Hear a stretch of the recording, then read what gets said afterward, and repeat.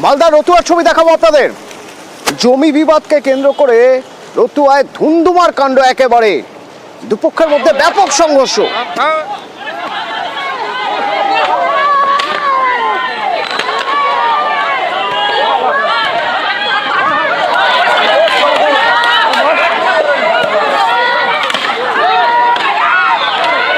দুপক্ষেরই বেশ কয়েকজন আহত হয়েছেন। কমলপুরের এই ঘটনার পিছনে কারণ কি? কেন হঠাৎ করে মারমুখী দুদল? সেবক রয়েছেন আমার সঙ্গে, বলতে পারবেন সেবক কি হয়েছিল? একদম অতন্য তুমি যেমনটা বলছিলে, এক কথায় ধুন্ধুমার সংঘর্ষ।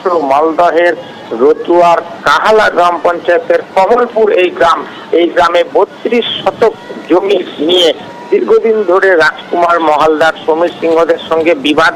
সমীর, উত্তম মহালদার, সুজিত মহালদারদের দুপক্ষই কিন্তু দাবি করছে এই 32 শতক জমি তাদের। ইতিমধ্যেই এই ঘটনা নিয়ে কিন্তু বিচারাধীন রয়েছে মামলা আদালতে।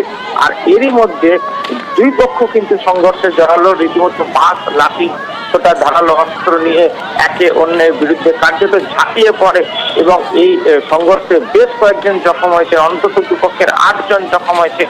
তাদের মধ্যে পুরুষ রয়েছে, মহিলা রয়েছে, বেশিরভাগই মাথায় আঘাত রয়েছে। এই জমি তো দীর্ঘদিন ধরে বিচারাধীন, মানে এই জমিতে একটা ডিসপুট রয়েছে, সেই ডিসপুট নিয়ে তো মামলা চলছে। আজ নতুন করে এমন কি ঘটনা ঘটলো যার জন্য এরকম পরিস্থিতি তৈরি হয়ে গেল? দেখো, এই দুদিন পরেই এই মামলার যে বিচারাধীন মামলা রয়েছে তার শুনানি রয়েছে। তার আগে এক পক্ষ অন্য পক্ষের বিরুদ্ধে জমি দখলের অভিযোগ তোলে এবং দুপক্ষই জমিতে জড়ো হয়ে যায়। আর তারপরেই শুরু হয়ে যায় ধুন্ধুমার সংঘর্ষ এবং একে অন্যের বিরুদ্ধে কিন্তু অভিযোগ করছে। এক পক্ষ বলছে অন্য পক্ষ জমি দখলের চেষ্টা করেছিল, আর অন্য পক্ষ বলছে অপর পক্ষ জমি দখলের চেষ্টা করেছিল, তারা বাধা দিয়েছে। দুপক্ষই অভিযোগ পাল্টা অভিযোগ করেছে। ইতিমধ্যে রতুয়া থানাতেও নতুন করে অভিযোগ দায়ের হয়েছে। রতুয়া থানার পুলিশ তদন্ত শুরু করেছে, তবে এখনো পর্যন্ত কোনো গ্রেপ্তারের খবর নেই। কিন্তু যেভাবে সংঘর্ষ বেঁধেছে তাতে কিন্তু অনেকেই সামিল হয়ে গিয়েছিলেন। সব মিলিয়ে চাপা উত্তেজনা এই মুহূর্তে কমলপুর গ্রাম জুড়ে। ধন্যবাদ। আমার দাদারা বারণ করছে উনাদের কি বেরহা সরাবা না।